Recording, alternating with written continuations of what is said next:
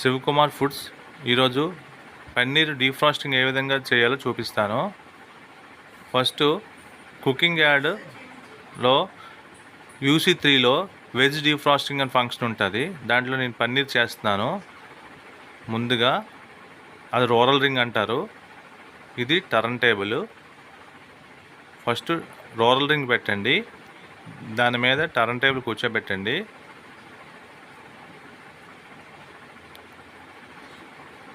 Paneer pieces అలా పెట్టి start button నొక్కితే 10 minutes మీకు టైం తీసుకుంటుంది.